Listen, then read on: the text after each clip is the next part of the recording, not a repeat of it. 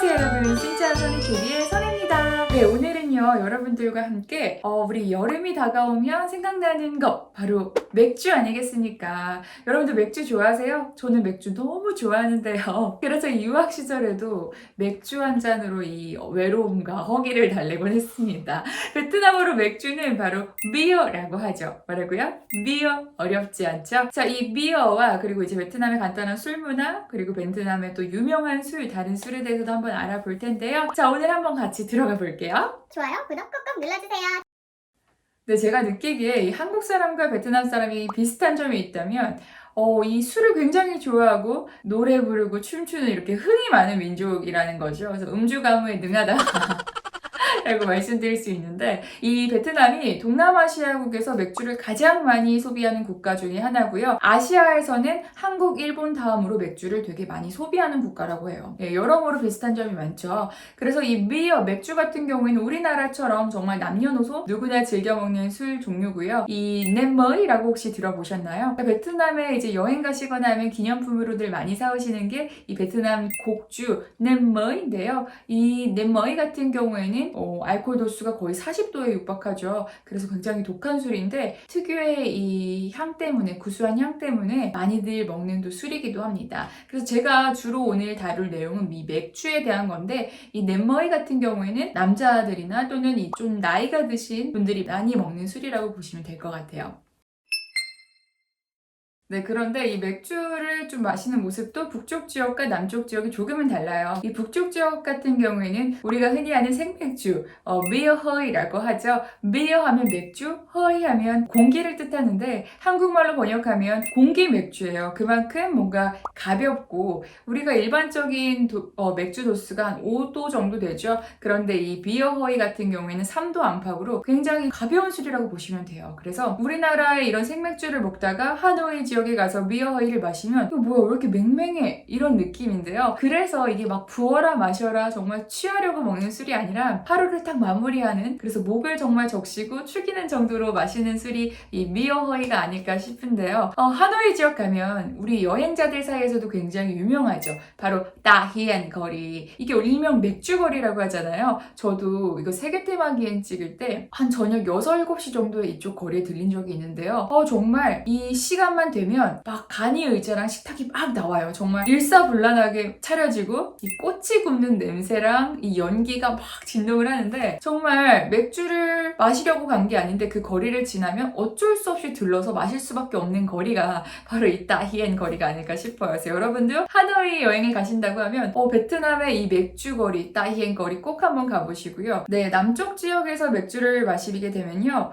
비어허이도 많이 팔긴 하지만 그것보다 여러분들이 꼭 들리셔서 가보셔야 될 때가 바로 이 정통 유럽식 양조형 맥주라고 해야 될까요? 정말 이 맥주집에 가면은 커다란 맥주통이 있어요. 그 맥주 가게에서 맥주를 제조를 직접 하는데 마시고 있다 보면 여기가 베트남인가 할 정도로 정말 유럽 스타일의 맥주를 마실 수 있고요. 그리고 분위기도 그래요. 막 주변을 둘러보면 맥주통이 큰 게 있고 이런 가게들이 호찌민에 엄청 많거든요. 그래서 여러분들이 베트남의 하노이에 가신다면 따히엔 거리를 꼭 가보시고, 또 호찌민에 가신다면 이 길거리 맥주도 좋지만 이 유럽식 양조형 맥주를 꼭 한번 드셔보셨으면 좋겠어요. 네, 여러분들이 또 호찌민에 가시면 일일이 맥주집을 막 찾아다니지 않아도 호찌민이 또 밤의 도시잖아요. 그래서 낮에는 노천에 이 길가에 카페가 많다면 밤에는 이 술을 판매하는 곳이 굉장히 많아요. 그러니까 이렇게 변한다고 보시면 되는데, 그래서 뭐 맥주 같은 거 가볍게 길거리에서 드실 수 있고요. 안주도 정말 너무 풍성하게 드실 수 있어요. 조개구이라든지 뭐 새우구이라든지 오징어구이라든지 너무나 맛있는 안주들과 함께 하실 수 있으니까 호찌민 지역 같은 경우에는 굳이 맥주거리를 찾아다니지 않아도 중심가를 이렇게 배회하다 보면 여러분들이 길거리에서 또는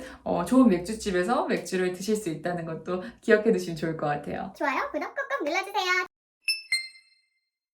네, 베트남 사람들도 수입 맥주 굉장히 많이 마시는 편이에요. 저도 베트남에 유학할 때 타이거 맥주 굉장히 많이 마셨어요. 근데 이 타이거 맥주는 저는 베트남 사람들이 너무 많이 마셔서 베트남 맥주인 줄 알았는데 아니라고 하더라고요. 그쵸? 그래서 외국 맥주, 해외 맥주 소비량도 굉장히 많은 편이고, 그리고 이제 베트남에서도 또 유명한 맥주들이 있죠. 여러분들도 아마 쌀국수 집에서 한 번쯤은 드셔보셨을 거예요. 근데 재밌는 게 지역마다 그 지역을 대표하는 맥주가 있어요. 북쪽 지역 같은 경우에는 여러분들 잘 아시는 미어 하노이 맥주, 그리고 중부 지역은 후에 지역에서 만들어진 후다라는 맥주가 있어요. 요새 좀 뜨고 있는 맥주고요. 그리고 이 남부 지역은 전체 맥주에서 점유율 1위를 하고 있는 사이공과 바바바, 이 두 가지 맥주가 유명해요. 이 바바바는 여러분들 재밌는 게 숫자 3, 3개를 합치면 베트남 사람들이 제일 좋아하는 숫자 9가 되죠.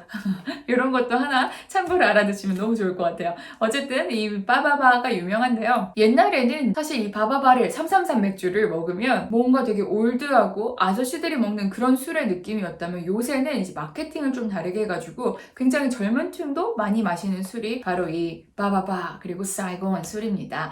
그래서 이런 맥주까지 한번 살펴보셨고요. 네, 또 베트남에서 여행 가셔서 맥주를 먹게 되면 깜짝 놀라는 게 있어요. 바로 맥주와 얼음을 같이 먹는다는 건데요. 참고로 얼음은 다라고 합니다. 다. 네, 이 다와 비어를 같이 먹는다는 게 익숙치 않았어요. 저도 처음에는. 그래서 유학생활 처음 할 때는 얼음 없이 주세요라고 해서 많이 먹었는데, 그럴 때마다 좀 곤란할 때가 있었어요. 왜냐하면 이 베트남의 냉장 시설이 지금은 많이 발전을 했지만, 지금도 로컬 가면은 냉장 보관을 하지 않고 그냥 창고 같은 데서 밖에서 미지근하게 나오는 맥주가 굉장히 많아요. 그래서 얼음 없이는 도저히 먹을 수 없는 거죠. 맥주를 미지근하게 따뜻하게 먹는다는 건 사실 상상도 할 수 없잖아요, 여러분. 그래서 저도 처음에는 얼음 없이 주세요 하고 그냥 맥주만 받았다가 이 미지근한 맥주를 받는 순간, 아, 이래서 얼음이랑 같이 먹는구나 라고 했었던 기억이 나요. 그래서 이 맥주, 얼음 맥주 같은 경우에는 냉장 시설이 많이 발전하지 않았기 때문에 유래된 것도 있고요. 그리고 이 호치민 지역 같은 경우에는 사계절 내내 너무 더워요. 그쵸? 그리고 이 북쪽의 하노이 지역 같은 경우도 역시나 여름에는 정말 너무 40도에 육박할 정도로 덥기 때문에 얼음 맥주가 정말 이 갈증을 확 달래주기 때문에, 그렇기 때문에 또 유래된 게 아닐까 싶어요. 이 얼음 맥주가 처음에는 밍밍하고 이게 도대체 무슨 맛이지 싶은데 술술 잘 들어가고요. 그리고 나중에 좀 단맛까지 나게 되는, 저는 그래서 한국에서도 종종 타이거 맥주에 얼음을 같이 넣어서 많이 먹거든요. 근데 이 얼음 같은 경우에는 한국식 각얼음이 아니고 정말 잔을 꽉 채울 정도의 얼음이에요. 그래서 이 얼음이 점점점 작아져서 나중에는 약간 고드름처럼 작게 변하는데,